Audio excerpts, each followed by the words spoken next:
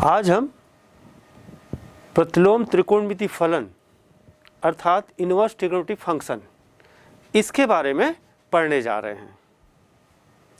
तो बच्चों, इस चैप्टर में जाने से पहले पूर्व के दो चैप्टर आपको अच्छे से जान लेना आवश्यक होता है।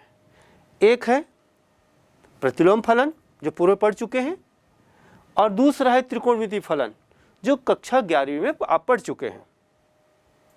तो सबसे पहले हम प्रतिलोम फलन जान लेते हैं कि प्रतिलोम फलन क्या होता है। अब जैसे हम देखते हैं कि कोई एक फलन f परिभाषित है, तो उसका प्रतिलोम f इनवर्स का अस्तित्व तभी होगा जब वह एकाएकी आच्छादक हो, अर्थात 1:1 हो। यदि फलन f such that a tends to b, जहां f of x equal to y द्वारा परिभाषित हो, तब उसका प्रतिलोम f inverse such that b tends to a, जहां f of y is equal to x होगा। बच्चों, यहां पर यह ध्यान रखना आवश्यक है कि प्रतिलोम तभी परिभाषित होता है जब एक दिया गया फलन एकाएकी तथा आच्छादक हो। हम इसे प्रतिचित्रण द्वारा भी समझ सकते हैं। देखिए स्क्रीन पे, यदि हम फलन f को समुच्चय a से समुच्चय b में परिभाषित करते हैं, आप देखिए स्क्रीन पे, आप देखें समुच्चय a के अवयव, यहां देखें समुच्चय a के अवयव a b c d तथा समुच्चय b के अवयव 1 2 3 4। A का संबंध 1 से है, B का संबंध 2 से है, C का संबंध 3 से है और D का संबंध 4 से है। अब यहां पर आप देख रहे हैं प्रतिचित्रण में एकाएकी तथा आच्छादक है। तब इसका प्रतिलोम देखिए, यदि हम इसके प्रांत और परिसर को, यानी फलन f के प्रांत और परिसर को हम आपस में इंटरचेंज कर दें, यानी परिसर को हम प्रांत बना दें और प्रांत को परिसर बना दें, तो कैसे हो जाएगा बच्चों? समुच्चय b के अवयव को आप प्रांत बनाइए 1 2 3 4, और समुच्चय a के अवयव को परिसर बना दीजिए a b c d, और संबंधित कर दीजिए 1 का a से, 2 का b से, 3 का c से और 4 का d से। इस प्रतिचित्रण से आप देख रहे हैं कि f को हम इस प्रकार लिख सकते हैं, f is equal to a1 b2 c3 d4। तब निश्चित रूप से f इनवर्स आप प्रतिचित्रण से आप लिख सकते हैं, f inverse is equal to 1a 2b 3c and 4d। गौर से देखो बच्चों, यदि f एकाएकी आच्छादक है तो f इनवर्स यानी f का प्रतिलोम भी एकाएकी आच्छादक ही होगा।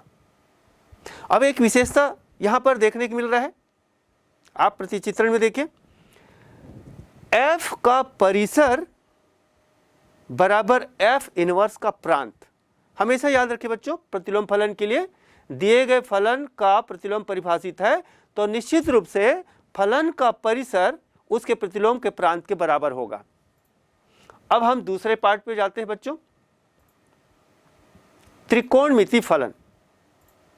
पूर्व की कक्षा में आप त्रिकोणमिति फलन पढ़ चुके हैं। आपको बता दूं, सभी 6 त्रिकोणमिति फलन अर्थात sin x, cos x, tan x, sec x, cosec x and cot x, ये सभी आवर्ती फलन होते हैं और जिसके कारण ही वे अपने सामान्य प्रांत और परिसर पे आच्छादक नहीं होते, एकाएकी आच्छादक नहीं होते, और जिसके कारण उसका प्रतिलोम संभव नहीं है। तो हमें क्या करना पड़ेगा? हमें यदि प्रतिलोम त्रिकोणमिति फलन जानना है तो बच्चों निश्चित रूप से हमें इन सभी त्रिकोणमिति फलनों को प्रतिबंधित करना पड़ेगा। तो आइए प्रतिबंधित करने से पहले हम सभी त्रिकोणमितीय फलनों को किस प्रकार से परिभाषित होता है सारणी में जान लेते हैं। बच्चों, ये सारणी देखिए आप, हम इसमें सारे 6 त्रिकोणमितीय फलनों, उनके प्रांत और उनके परिसर को उल्लेखित किए हैं। ये कक्षा 11वीं में आप अध्ययन कर चुके हैं। फिर भी मैं एक बार यहाँ पर रीड कर देता हूँ, आप स्क्रीन पे देखिए। फलन sin x का प्रांत r अर्थात वास्तविक संख्याओं का समुच्चय है और उसका परिसर जो है इन क्लोज इंटरवल -1 to 1। ठीक इसी प्रकार से दूसरा त्रिकोणमितीय फलन है cos x, इसका प्रांत r और परिसर क्लोज इंटरवल में -1 to 1। तीसरा फलन है tan x और इसका प्रांत है r minus x exact x is equal to 2n+1 into π/2 जहाँ n बिलोंग्स टू z। अर्थात π/2 के विषम गुणांक को छोड़कर से सभी वास्तविक संख्याओं का समुच्चय tan x का प्रांत है और इसका परिसर वास्तविक संख्याओं का समुच्चय अर्थात r है। फिर cot x का देखिए, cot x इसका प्रांत है जिस पर ये परिभाषित है r minus x such that x is equal to n π जहाँ n बिलोंग्स टू z। अर्थात पाई का पूर्णांक गुणांक को छोड़कर से सभी वास्तविक संख्याओं के लिए परिभाषित है और इसका परिसर है वास्तविक संख्याओं का समुच्चय अर्थात r। फिर sec x का प्रांत है r minus x such that x is equal to 2n+1 into π/2 जहाँ n बिलोंग्स टू z है और इसका परिसर है r minus in open interval -1 to 1। और लास्ट त्रिकोणमितीय फलन है कोसेक x जिसका प्रांत है r minus x such that x is equal to n π जहाँ n बिलोंग्स टू z है और इसका परिसर है r minus open interval -1 to 1। तो बच्चों, आप इस सारणी में इन सभी 6 त्रिकोणमितीय फलन इस प्रांत और परिसर के अंतर्गत परिभाषित है। इनमें से हम एक साइन फलन को कैसे लिखते हैं देखिए, हम इस प्रकार से समझते हैं f such that r tends to close interval -1 to 1 जहां f of x साइन फलन है जिसमें x बिलोंग्स टू r यानी x उसका प्रांत है जो वास्तविक संख्याओं का समुच्चय है तथा sin x belongs to close interval -1 to 1। इसी प्रकार बच्चों, आप जो से 5 त्रिकोणमितीय फलन है उसको हम समझ सकते हैं। अब हम त्रिकोणमितीय फलनों के प्रांतों और परिसरों में लगने वाले प्रतिबंध का अध्ययन करते हैं जिससे ये सुनिश्चित हो जाता है कि यह फलन प्रतिलोमित हो जाए या उसका व्युत्क्रम परिभाषित हो जाए। पूर्व की कक्षा 11वीं में आप सभी त्रिकोणमितीय फलनों का ग्राफ का अध्ययन कर चुके हैं। फिर भी हम इन 6 त्रिकोणमितीय फलनों में से साइन फलन के ग्राफ का अध्ययन करते हैं और समझते हैं कि त्रिकोणमितीय फलन का प्रतिलोम का अस्तित्व कैसे सुनिश्चित होता है। तो आप स्क्रीन पे देखें, सबसे पहले हम साइन फलन का ग्राफ इसका अवलोकन करते हैं। आप देखिए स्क्रीन पे, साइन फलन कैसे परिभाषित है, sin x such that r tends to close interval -1 to 1। अर्थात साइन फलन का प्रांत क्या है, r यानी वास्तविक संख्याओं का समुच्चय है और उसका परिसर क्या है, क्लोज इंटरवल -1 to 1 है। तो क्या मतलब, sin x में x का मान हम r ले सकते हैं, कोई भी वास्तविक संख्या ले सकते हैं। आप देखिए ये जो ग्राफ दिखाया गया एक्स एक्सिस में आर को दर्शाया गया है और सुविधा के लिए हम π/2 के अंतराल में अंकित कर दिए। आप देखिए एक्स एक्सिस में 0, π/2, पाई, 3π/2, 2π एंड सो ऑन, आगे और हम बढ़ा सकते हैं। लेफ्ट साइड में देखिए -π/2, -π, -3π/2, -2π एंड सो ऑन। और इसका साइन फलन का रेंज देखिए क्या होता है, क्लोज इंटरवल -1 to 1, यानी साइन फलन का ग्राफ जो है -1 से 1 के बीच बनता है। तो अब आप देखिए इसका अवलोकन कीजिए, ये ग्राफ आप देख सकेंगे। आप ये जो फलन है f of x equal to sine x, इसमें आप साइन x के डोमेन r को देखिए। यदि हम देखते हैं ये ग्राफ x एक्सिस को यानी x के किन किन मानों पर काट रही है, गुजर रही है, आप देखें। यदि हम x बराबर 0 लेते हैं तो f ऑफ 0 अर्थात साइन 0 इज इक्वल टू 0 आपको देखने को मिल रहा है। फिर हम x बराबर पाई लेते हैं, पाई पर देखिए आप x एक्सिस को ये ग्राफ काट रही है, तो इसका मतलब sine pi is equal to 0। और इधर हम माइनस पाई पर देखते हैं, यहाँ पर भी साइन फलन का ग्राफ काट रही है, अर्थात sine of -π is equal to also 0। बच्चों यदि हम इसका प्रतिचित्रण करके हम देखें तो और स्पष्ट हो जाता है। आप प्रतिचित्रण को देखिए गौर से स्क्रीन पे। -π तो साइन ऑफ -π 0, तो -π का संबंध 0 के साथ। फिर 0 तो साइन 0 0 होता है, तो 0 का संबंध 0 के साथ। और पाई साइन पाई भी 0 होता है, तो पाई का संबंध 0 के साथ। तो बच्चों इस प्रतिचित्रण को देखिए आप, -π का संबंध 0 के साथ, 0 का संबंध 0 के साथ और पाई का संबंध भी 0 के साथ। तो इसका अवलोकन करने से क्या स्पष्ट होता है, प्रांत के तीनों अवयव का सहप्रांत के केवल एक ही अवयव शून्य से संबंधित है, यानी यह बहु एकैकी फलन है, अर्थात एकैकी नहीं है।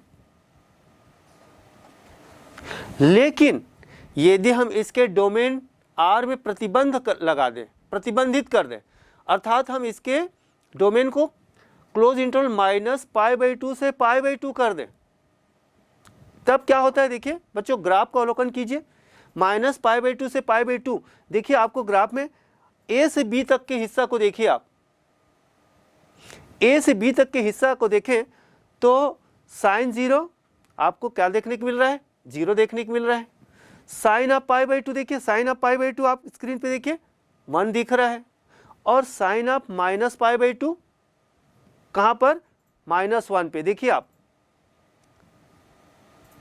तो आप इसका यदि प्रतिचित्रण करें तो देख लीजिए, आप स्क्रीन पे देखिए प्रतिचित्रण, -π/2 का संबंध -1 के साथ, 0 का संबंध 0 के साथ और π/2 का संबंध 1 के साथ। तो यहां पर ये अंतराल -π/2 से π/2 पर यदि हम प्रतिबंध लगा दें तो निश्चित रूप से यह यानी साइन फलन एकैकी तथा आच्छादक हो जाता है। और इस स्थिति में हम इन साइन फलन को ऐसे परिभाषित करेंगे, साइन x सच दैट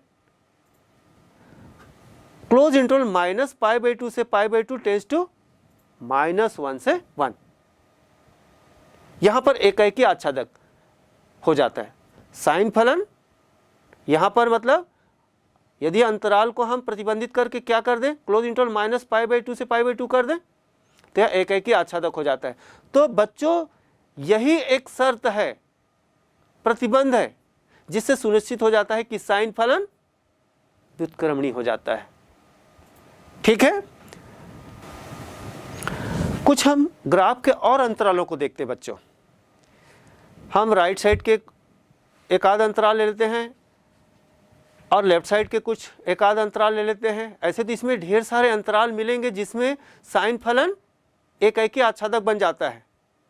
बहुत सारे अंतराल हैं जिसपे इसी ग्राफ के अवलोकन से हम प्राप्त कर सकते हैं जिसमें साइन फलन एकाएकी आच्छादक हो जाता है। तो हम एक और अंतराल देखिए, आप स्क्रीन पे देखें, जिसका हम प्रतिचित्रण यहाँ पर दर्शाया गया है। अंतराल π/2 से 3π/2, बंद अंतराल यानी क्लोज इंटरवल π/2 टू 3π/2। इस अंतराल को देखिए आप, यदि हम इस अंतराल में यदि साइन का मान निकालें, साइन फलन का मान निकालें, जैसे साइन π/2 1 होता है, साइन पाई 0 होता है, साइन 3π/2 -1 होता है, तो इसका आप प्रतिचित्रण को देखें गौर से। π/2 का संबंध 1 से, पाई का संबंध 0 से, 3π/2 का संबंध -1 से। क्या देखने को मिल रहा है बच्चों कि यदि हम इस अंतराल में साइन फलन का मान निकालें और उसका प्रतिचित्रण करके देखें तो कोई भी मान साइन फलन का मान रिपीट नहीं होता, अर्थात वह एकाएकी तथा आच्छादक बन जाता है। एक और अंतराल देखिए बच्चों, हम एक और अंतराल लेते हैं क्लोज इंटरवल -3π/2 से -π/2 में देखते हैं और इसका भी हम प्रतिचित्रण करते हैं। प्रतिचित्रण देखिए आप, -3π/2 का साइन 1 होता है, -π का साइन 0 होता है, -π/2 का साइन -1 होता है। तो अब इसका प्रतिचित्रण करें, ये देखिए -3π/2 का संबंध 1 से, -π का संबंध 0 से, -π/2 का संबंध -1 से। यहाँ पर भी आपको देखने को मिल रहा है एकाएकी तथा आच्छादक है। तो बच्चों यहाँ पर ये 3 हम अंतराल लिए हैं और इन तीनों अंतरालों को हम देखते हैं तो निश्चित रूप से साइन फलन के ग्राफ से स्पष्ट हो जाता है कि साइन फलन अपने प्रांत के अलग अलग अंतरालों में एकाएकी तथा आच्छादक हो जाता है और तब यह फलन अपने इन अंतरालों में व्युत्क्रमणीय हो जाता है। तो बच्चों इन अलग अलग अंतरालों को प्रतिबंधित करके हम प्रतिलोमित कर दें तब उसका प्रतिचित्रण कैसा होगा। देखिए प्रतिचित्रण देखिए आप, ऐसा करने से सबका प्रांत तो एक जैसा हो जाता है किंतु परिसर अलग अलग हो जाता है। तो निश्चित रूप से प्रतिलोमित करने पर, यानी इस एक उदाहरण जो हम साइन फलन के लिए हैं जिसमें हमने उनके अलग अलग अंतराल में फलन को एकाएकी तथा आच्छादक बनाए हैं और इस प्रतिबंध को लेकर के हम उसका जब प्रतिलोमित करते हैं तो उन सब का प्रांत एक जैसा किंतु परिसर अलग अलग। आप देखिए प्रतिचित्रण देखिए बच्चों, पहला का प्रतिचित्रण देखिए, आप देखिए -1 का संबंध -π/2 के साथ, 0 का संबंध 0 के साथ और 1 का संबंध π/2 के साथ। यहाँ पर पहली स्थिति में F इनवर्स आपको मिला यानी साइन इनवर्स। दूसरा जो है उसका हम प्रतिलोमित करते हैं और उसका प्रतिचित्रण देखते हैं। 1 का संबंध π/2 के साथ, 0 का संबंध 0 के साथ, -1 का संबंध 3π/2 के साथ। ये भी एकाएकी आच्छादक दिख रहा है। और तीसरी स्थिति का जब हम प्रतिलोमित करते हैं अर्थात F इनवर्स निकालते हैं तो आप तीसरा प्रतिचित्रण को देखिए बच्चों, 1 का संबंध -3π/2, 0 का संबंध -π और -1 का संबंध -π/2। अर्थात यदि हम इन फलनों को इस प्रकार से प्रदर्शित करें, आप स्क्रीन पे देखें, जितने भी हम यहाँ पर प्रतिचित्रण किए हैं अलग अलग अंतराल पे, उनको हम इस प्रकार से परिभाषित कर सकते हैं। यदि आप स्क्रीन पे देखें बच्चों, यदि sine such that close interval -π/2 to π/2 tends to -1 to 1, there implies sine inverse such that in closed interval -1 to 1 tends to -π/2 to π/2 in closed interval।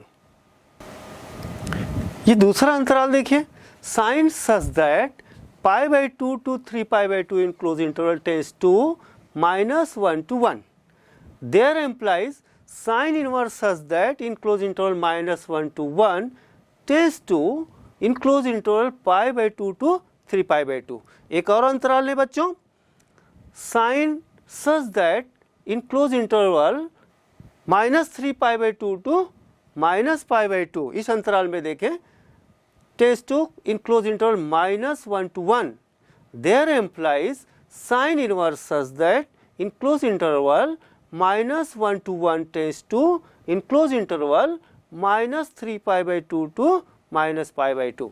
तो इस प्रकार कहा जा सकता है बच्चों कि साइन इनवर्स एक ऐसा फलन है जिसका प्रांत तो सदैव इनक्लोज इंटरवल -1 to 1 है, किंतु परिसर इनक्लोज इंटरवल -3 पाई बाई 2 से -pi by 2, comma enclose interval -pi by 2 to pi by 2, comma enclose interval pi by 2 to 3 pi by 2 and so on. इसी प्रकार से और भी अंतराल हो सकता है, इनमें से कोई भी हो सकता है। अब इस के जो ग्राफ में आपने जो देखा है कि जितने भी यहाँ पर ब्रांचेस हैं, शाखा हैं, अंतराल हैं, उसमें से जिसका परिसर इनक्लोज इंटरवल -पाई बाई 2 से पाई बाई 2 है उसको हम मुख्य मान शाखा अर्थात प्रिंसिपल वैल्यू ब्रांच कहते हैं। अर्थात बच्चों जब भी साइन इनवर्स फलन का उल्लेख होगा तब हमें क्या समझना है कि sine inverse such that in close interval -1 to 1 tends to in close interval -pi by 2 to pi by 2 ही लेना है।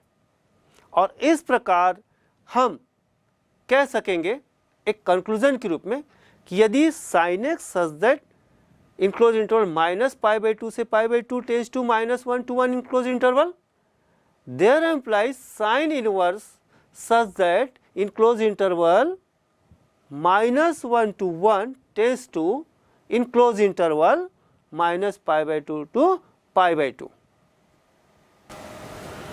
अब बच्चों आपने एक त्रिकोणमिति फलन को उदाहरण लेकर के अर्थात साइन फलन को उदाहरण लेकर के आपने ये देखा कि उनके प्रांत और परिसर में किस प्रकार प्रतिबंधित करके उसको प्रतिलोमित किया जा सकता है। तो आइए हम अब साइन फलन के प्रतिलोम का ग्राफ देखते हैं। ये देखिए स्क्रीन पे देखिए साइन इनवर्स फलन का ग्राफ।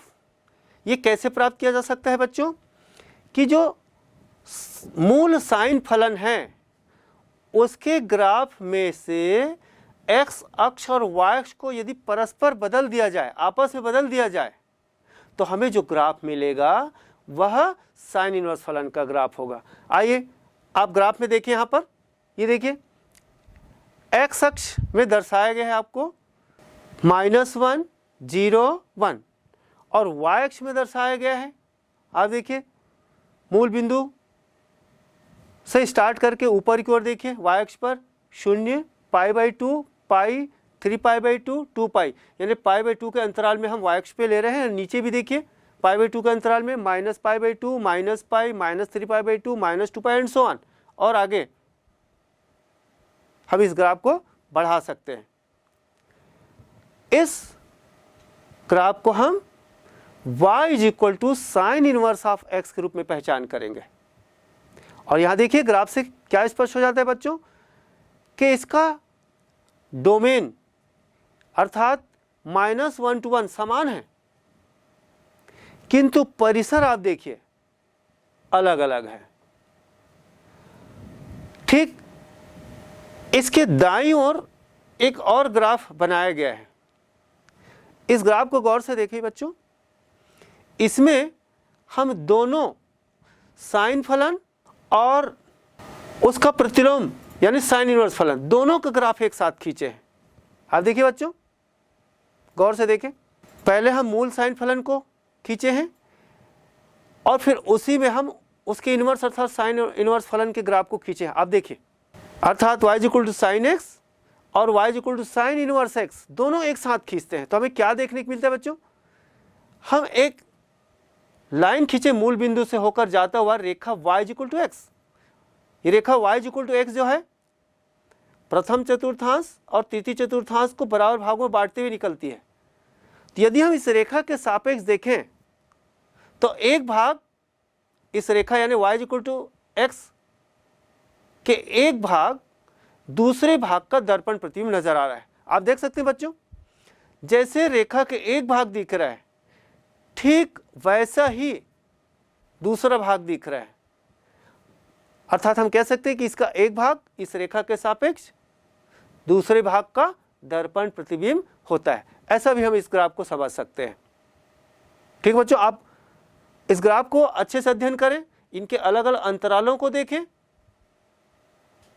और इसी से आप इसके प्रांत और परिसर को समझें।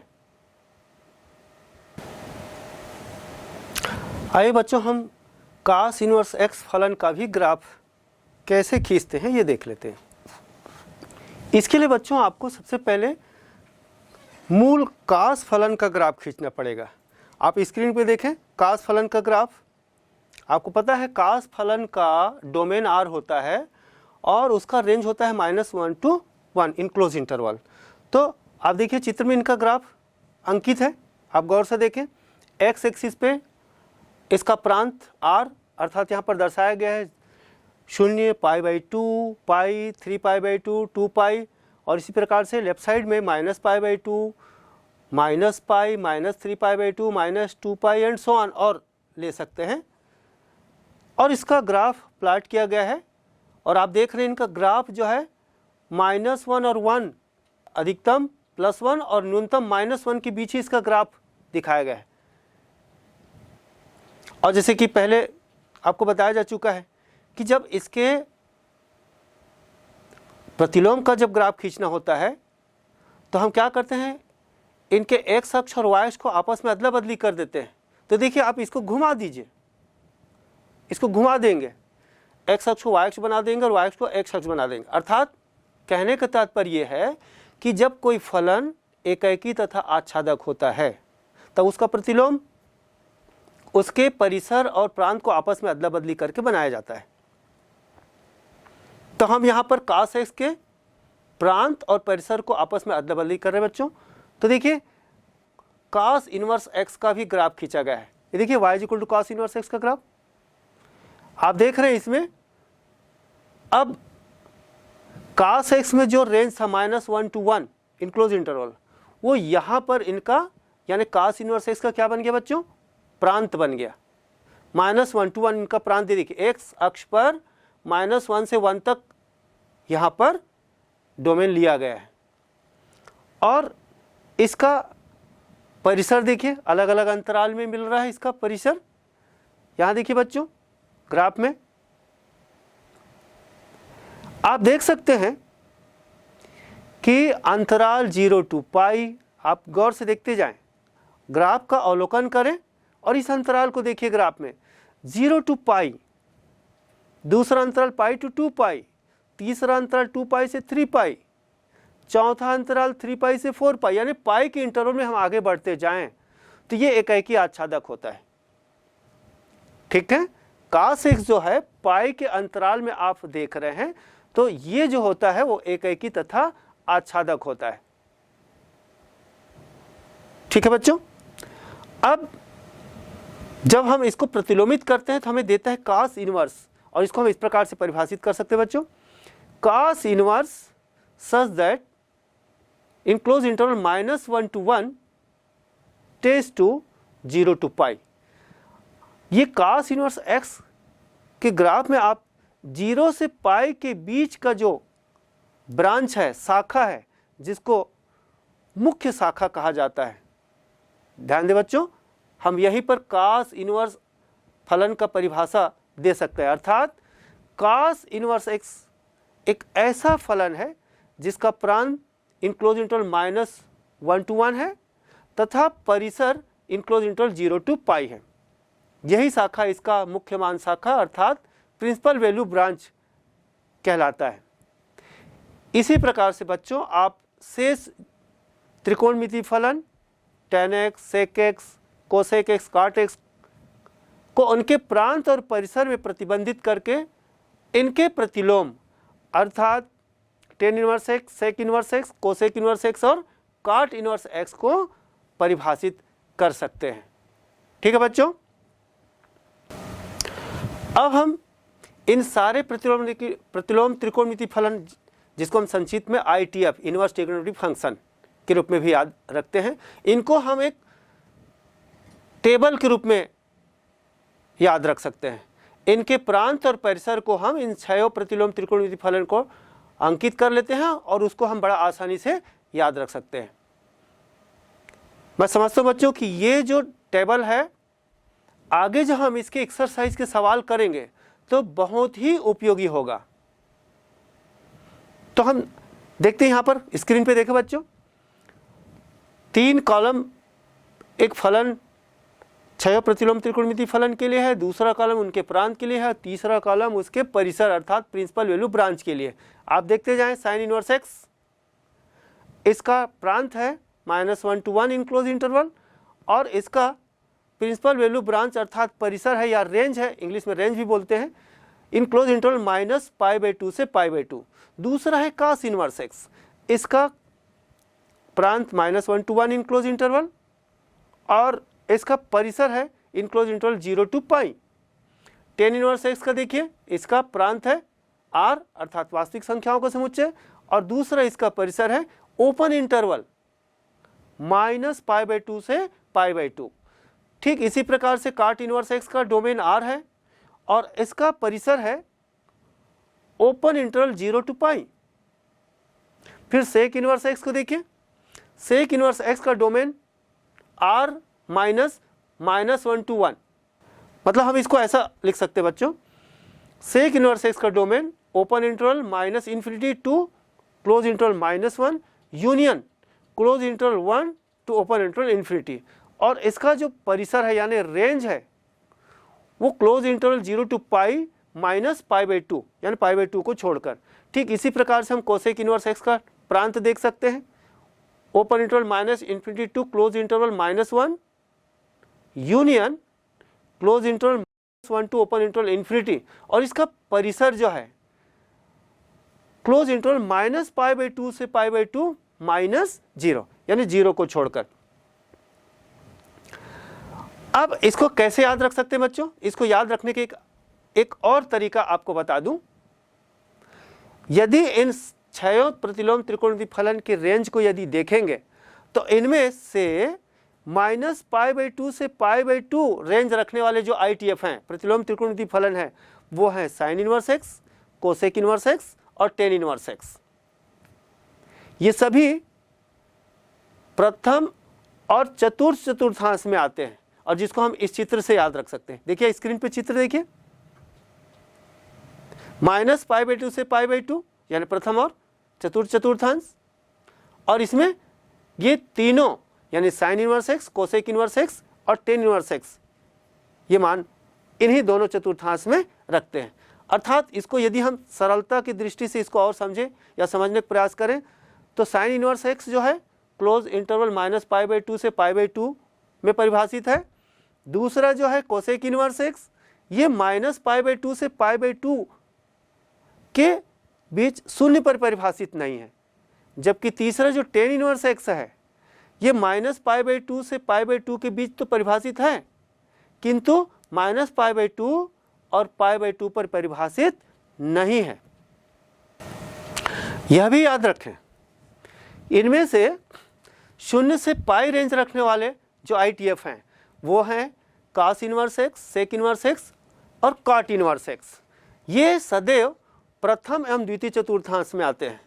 इसे भी आप निम्न चित्र के द्वारा याद रख सकते हैं। स्क्रीन पे देखिए बच्चों, ये चित्र दिखाया गया है।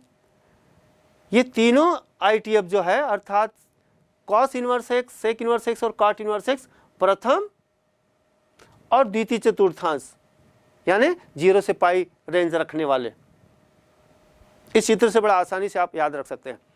यदि सरलता से और समझने का प्रयास करें इन तीनों को तो cos इनवर्स एक्स 0 से π तक पूरा परिभाषित है, अर्थात हम इसको लिख सकते हैं या समझ सकते हैं cos inverse X belongs to in close interval 0 to π।